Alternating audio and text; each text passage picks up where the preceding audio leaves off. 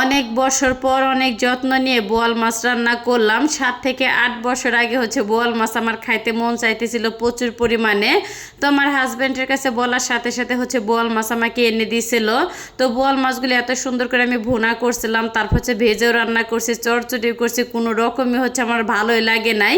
তো ওর পরে থেকে বোয়াল মাছের উপর থেকে কেন যেন ভক্তি শ্রদ্ধা আমার উঠে গেছে। তো মাঝে মধ্যে বলতো আমাকে বাজারে গেলে যে বোয়াল মাছ কিনি, তো এক কথা আমি বলে দিতাম না, এই বোয়াল মাছ কিন্তু আমি খাবো না, এগুলি আইনো না।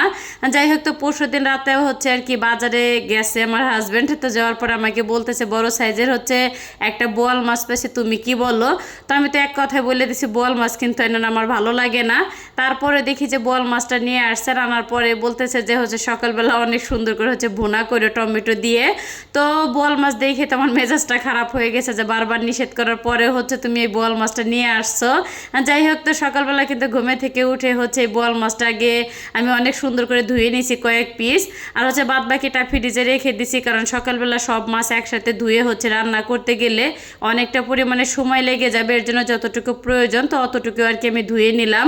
তারপরে তো রান্নাবান্না আর কি আমি শুরু করে দিছি। এখানে তো টমেটোর পেস্টটা সুন্দর করে আর কি ভেজে নেওয়ার পরে আদা রসুন দিয়ে দিছি, আর শুকনা যে মশলাগুলি প্রয়োজন, আর একটু ঝালের পরিমাণটা বেশি দিছি যেহেতু আর কি ভুনা করবো মাছটা, এর জন্য একটুখানি আর কি ঝালটা বেশি দিছি। তার সাথে কিন্তু কয়েকটা কাঁচা মরিচটাও আর কি দিয়ে দিচ্ছি আমি।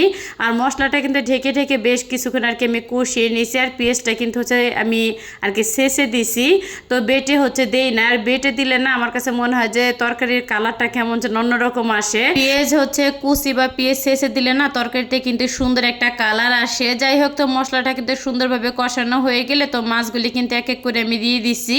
আর মশলার সাথে আর কি মিশিয়ে তারপর ঢাকনা দিয়ে ঢেকে বেশ কিছুক্ষণ কিন্তু আমি কষিয়ে নিছি।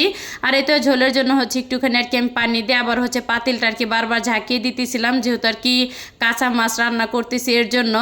আর আমার কাছে মনে হয় যে টাটকা যে কোনো মাছ কাঁচা রান্না করলে মনে হয় খেতে বেশি ভালো লাগে। সকালবেলা মাছটা আর কি ফ্রিজ থেকে বের করার পরে আমার হাজব্যান্ডকে আমি বলতেছি যে মাছটা কি ভেজে রান্না করবো, তো আমাকে বলতেছে তুমি কি পাগল হয়ে গেছে, এটা কিন্তু নদীর মাছ, আর এই মাছটা কাঁচায় রান্না করলে কিন্তু খেতে বেশি ভালো লাগবে, তুমি সুন্দর করে ভুনাটা করো।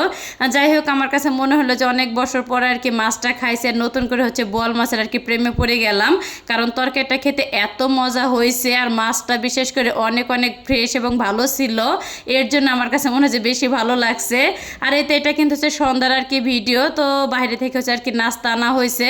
তো বাসায় মাঝে মধ্যে আর কি নাস্তা বানানো হয়, কিন্তু বাইরে এটা একটু বেশি খাওয়া হয়। আর বাহিরের খাবারগুলি না কেমন যেন দেখতে মনে হয় যে অনেকটা লোভনীয়, না খেয়ে পারা যায় না। তো সব মিলে কেমন লাগলো আজকের ভিডিওটা সবাই অবশ্যই কমেন্ট করে জানাবেন। সবাই ভালো থাকবেন, আল্লাহ হাফেজ।